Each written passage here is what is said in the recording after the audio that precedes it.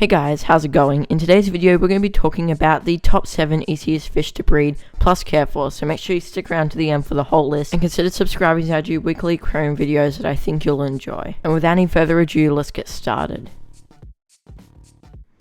Okay, so the first fish we have on the list, well, this is a group of fish, and really there's not much explaining about breeding this fish, but we have the Livebearers. Livebearers include mollies, platies, guppies, and swordtails, and these also include endler guppies. Basically, any type of Livebearer is really easy to breed, so I recommend if you're a beginner and you want to start off with a fish that you can breed for profit, and your local fish store will most likely take them, I recommend you try the Livebearers. Try go for fancy ones if you want to get high demand at the fish stores, but it's really easy. You just got to put a male and female in the tank, and to tell male and females is really easy. The females will have a triangular fanned out anal fin, and the males will have a stick-like anal fin called a gonopodium. If you have a male and a female in a tank, then you're most likely going to get fry within the next month or two. Originating from South America, we have an American cichlid called the Kribensis. These are far easier fish to breed than the ram cichlids or epistogrammers, so I recommend these for beginners as well. They're going to be really easy for you, but the thing is, you're going to need to make sure before you breed these guys for profit that your fish store is going to take all your fry, because some fish stores won't take these fish as they're usually not a high demand at the fish stores. But if they will take them, then by all means try out breeding these fish. They do look very cool, and to tell male and females is pretty easy. The male's fins will be more pointy at the ends, and the female will have a yellow streak going across the top of the dorsal fin, and she will have a bright pink / purple / red belly when she's ready to spawn. You just need to cave in this tank, and then they're going to be breeding in there. Make sure that you have not many other fish. You can have dithers in the breeding tank, but you shouldn't really try breeding them in a community tank, as they do tend to get very aggressive like all other cichlids do. So you can try these out, put some tannins in the water and buffer down the pH a little, and that'll really help with them breeding, along with a high temperature too, at around 28 degrees Celsius, which I think is around 80 degrees Fahrenheit. A 15-gallon breeding tank minimum, and in the future you will need plenty of room to grow out the fry. But otherwise a great beginner breeding fish, and also pretty easy to find. Next up we have the Bristlenose Catfish. They're also known as the Bristlenose Pleco, and they're really easy fish to find. You can usually find them at any fish store in your area. Now, to care for these guys is really easy. You don't need to worry too much about water parameters, but you want to have a warm temperature and aim to breed these guys at around 26 degrees. Now, to breed these guys is pretty easy. What you're going to need is a minimum tank size of about 15 gallons or 10 gallons. You can push it down to that, but you'll need a fully matured pair of Bristlenose Plecos. So to get the most eggs is to get some breeders that are around 10 centimeters long, which is full size. Males will have that big bushy nose, and the females won't have any bristles or maybe a few little ones. It's that easy. To breed these guys, you'll need a cave that's got one end closed off, so it's just got one open end. And then basically you can just do this in a community tank if you want. You're just going to need a grow out tank for your fry, but then the female, she'll lay the eggs on the cave inside, and then the male will come in and they'll do this breeding behavior where they're both in the cave, and the male will fertilize the eggs while the female's laying them. And then the male will guard the eggs and air them out with his pectoral fins for a few days until the eggs are hatched, and he'll rear up the fry too. Once they're big enough to go free swimming, he'll set them free. But what breeders usually like to do is take out those eggs, hatch them in a separate tank, or when the eggs are hatched, you can take out the cave and get out the male, and then just dip the cave into the grow out tank, and the fry will come out, and you'll be able to raise them off like that. Then you can just raise the fry off algae wafers, and they'll also eat any algae off the glass. So I recommend for a fry tank that you have algae growing on the glass, like slimy algae, and then they'll have something extra to eat, which will make them grow a bit quicker. So angelfish are a bit of a popular aquarium fish. Now the thing is, when you're breeding these fish for profit, they do have quite a bit of competition, so every fish store is going to have other people breeding angelfish for profit for them. But when breeding angelfish, what you want to do is get a group of them, put them in a 40-gallon or bigger breeding tank, let them pair off, and then you grab those pairs and you can put them in separate 20-gallon aquariums.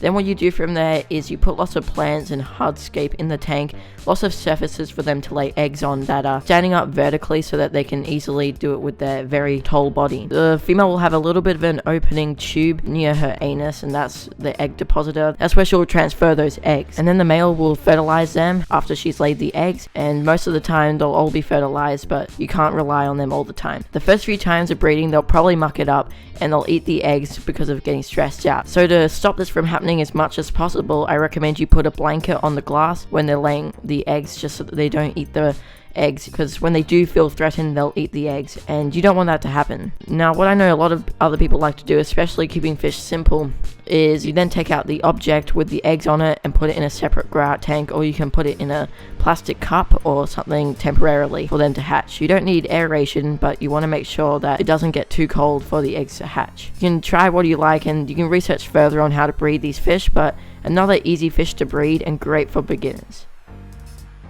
Convict cichlids are another American cichlid, one of the easiest egg layers to breed in a lot of people's opinions. But convict cichlid breeding is pretty straightforward. You just got to get a couple of the convict cichlids, and what will happen is they will pair off just like angelfish and any other fish, and then once you have that pair, they'll start breeding, and you need a structure like a cave or some sort of area for them to lay their eggs in that has safety in it. They'll lay the eggs in there, and the male will fertilize the eggs. After a certain period, the eggs will hatch, and then that's when the fish will get really aggressive. They're going to be super territorial when they've laid the eggs, especially when the eggs have hatched. So they're going to be rearing the fry a lot, and make sure that you don't have any other fish in the tank, otherwise you'll probably get quite a few dead fish. The males will usually have a larger dorsal fin and anal fin that's a bit more flowing than the females. And then it's said that females do tend to have yellow/red spots on their belly, so that's some traits there, but really just for the easiest way, just try get a few and let them pair off. And that's the natural way too, so try that and you'll get lots of fry in no time. 6th on the list is the zebra Danios. I've kept zebra Danios for quite a long time. I haven't bred these guys yet, just like a lot of these other fish, but the process is very easy. So you'll need to have a warm temperature in the tank. Try aim for about 25 degrees Celsius. So there's two methods: either get a small breeding tank and lay marbles along the bottom, or you can just get a floating breeder box or hang on breeder box and use a divider instead. That's a lot cheaper option, but it's up to you. For the breeder box, basically what will happen is you put your plump females and your males in the breeder box for up to about 5 days until you see the eggs. So what will happen is, since these fish are egg scatterers, the female will scatter her eggs along the tray and they'll fall in the gaps. So then they'll be safe, and the male will fertilize them at the end too. To tell male and females is easy. Males are more slim, whereas the females will be quite plump and more shorter. Also with the breeding tank method, it's basically the same thing. Female will scatter the eggs, they'll fall in the gaps of the marbles, and the male will fertilize them afterwards. Put a bit of moss or some sort of plant along the tray in a breeder box or in the marbles, so it gives them a direction on where they should lay the eggs, and if they should too. Otherwise, super easy process, and zebra Danios are an easy fish to keep and easy to find too. Another popular aquarium fish that you might not have known is easy to breed.